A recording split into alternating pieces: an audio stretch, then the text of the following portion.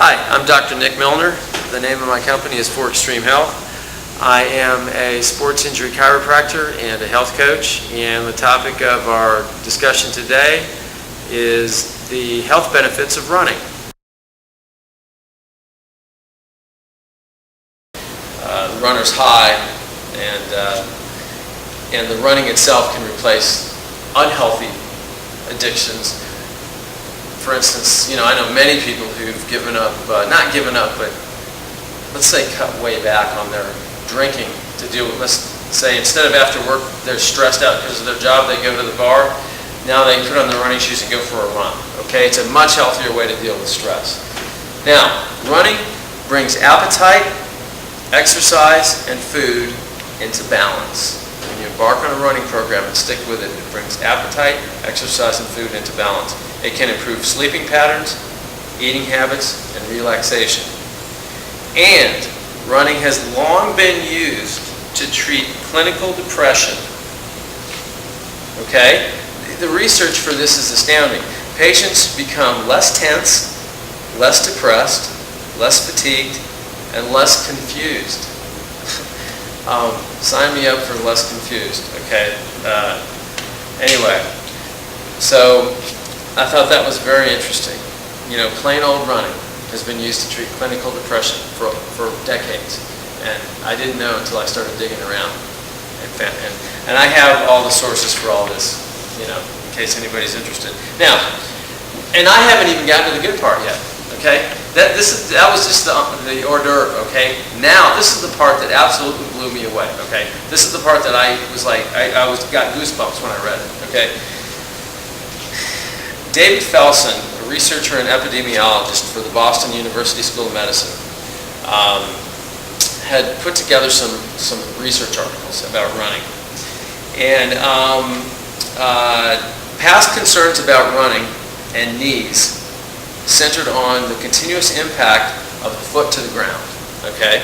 Suggesting that it caused degeneration of the knee and the onset of osteoarthritis. Let's cut to the chase. That's what you hear, okay?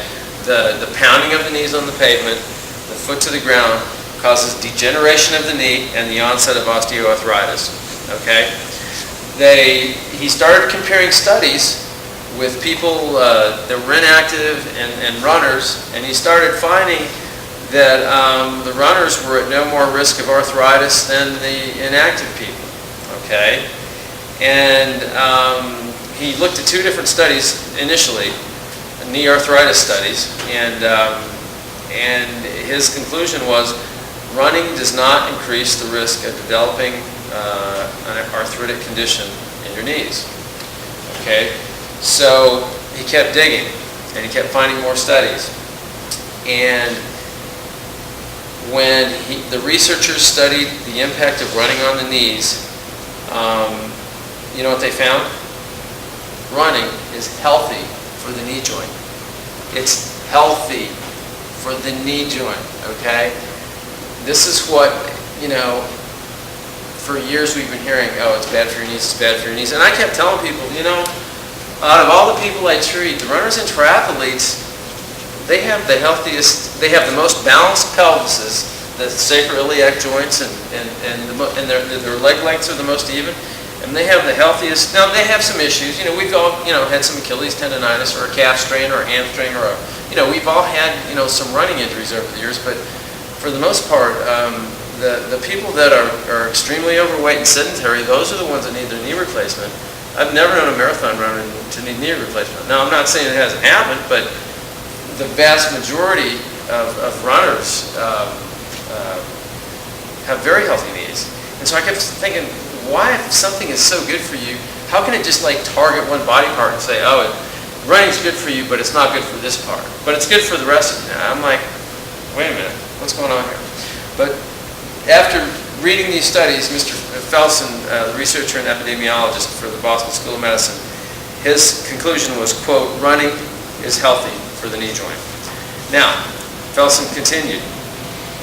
He found Swedish researchers, they just did a study just recently. They took two groups of people that were at risk for osteoarthritis. Okay, so they were probably of a certain age.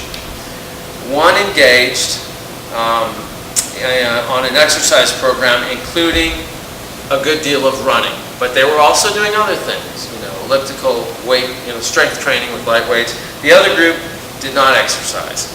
Okay, after the study, imaging of the joints of both groups were compared, X-rays.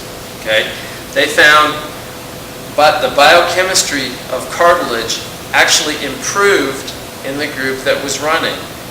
They found, quote, running is healthy. And here's a Swedish group, not in Boston, but in Sweden. Again, running is healthy for the joint. Okay? Two sides of the Atlantic, same conclusion. John Chang, California orthopedic surgeon, quote, running appears to stimulate cartilage to repair minor damage. What? Wait a minute.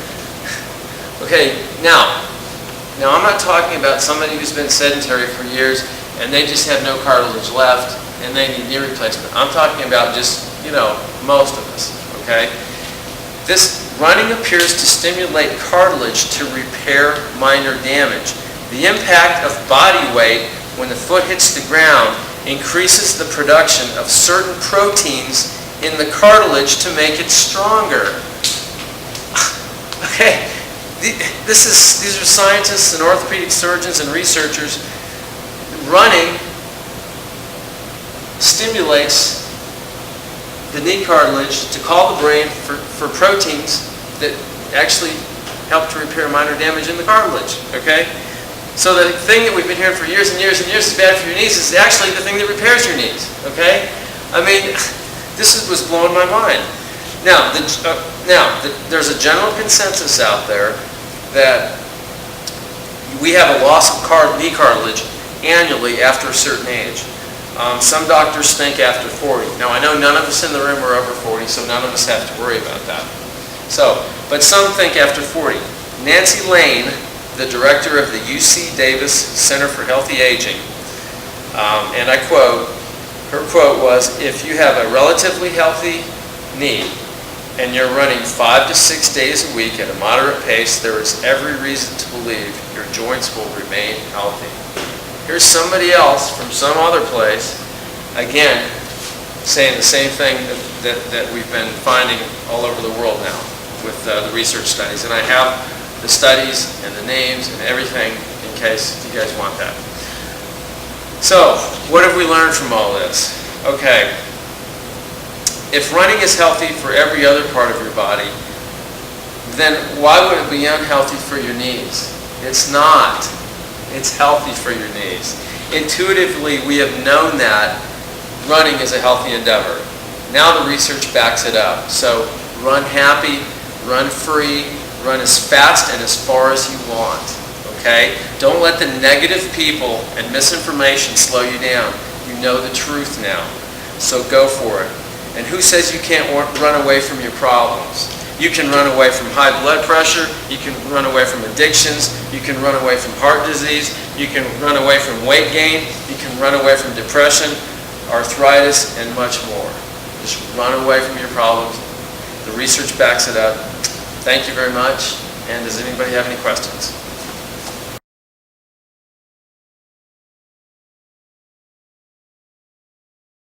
Absolutely. Absolutely. What happens is when your femur hits the ground, let's take your femur for instance, it happens in your tibia and your fibula and the bones of your foot. Any weight-bearing bones, they compress a little bit as they hit the ground with gravity. That sends a signal to your brain. Your brain, it says, I'm a bone, and your brain sends down calcium, exactly. Now, on that same stride, the knee hits the ground. The knee, now we know, the knee cartilage sends up signals, and the brain sends down those healing proteins, but also the knee joint itself and the ankle and the hip. They're all enclosed in joint capsules, and what's in each joint capsule is called synovial fluid. So the brain sends down synovial fluid to all the joints as the more, you're just sending tons, you're bombarding the brain with tons of signals. Now synovial fluid is like WD-40 for the joints, okay? Completely the opposite of calcium. What happens when you get calcium in your joints? they get stiff. It's not good. You lose range of motion. Okay? Pardon me? That's arthritis. Well, actually, and there's a, arthritis cannot set up shop permanently where there's constant movement, where there's regular movement.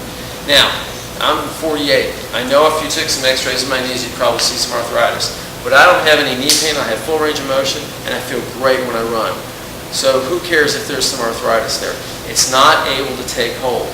Now, granted, there are some types of arthritis, like rheumatoid arthritis, which are inflammatory arthritis, which is more of a disease process that can attack, the certain body parts. There are some more aggressive forms of arthritis that are diseases that actually you have blood markers where you can go get tested for them.